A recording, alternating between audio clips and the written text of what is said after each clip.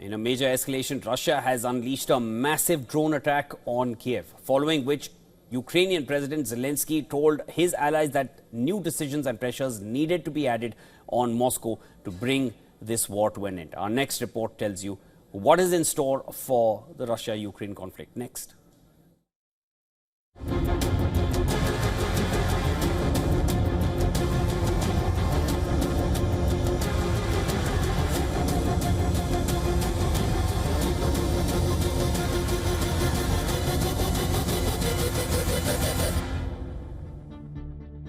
Ukraine is under siege. Explosions triggering raid sirens across the Ukrainian capital. Russia carried out a massive drone attack on Kyiv, sparking fires in apartment buildings, forcing scores of people to evacuate.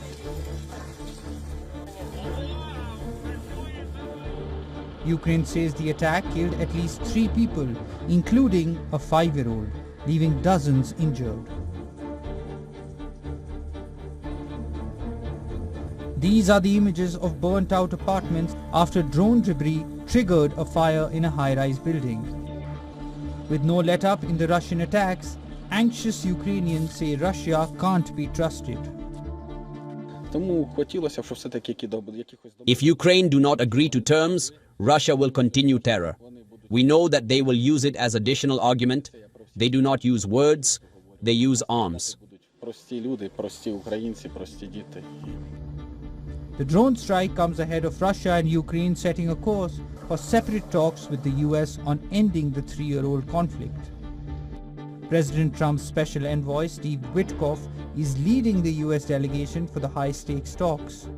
Russia is sending its Senator Grigory Karasin and former Chief of Federal Security Service Sergei Beseda. Both are not part of traditional diplomatic decision-making institutions. Ukraine has deployed its Defense Minister Rustem Umerov and Deputy Head of President's Office Pavlo Palisa for the job.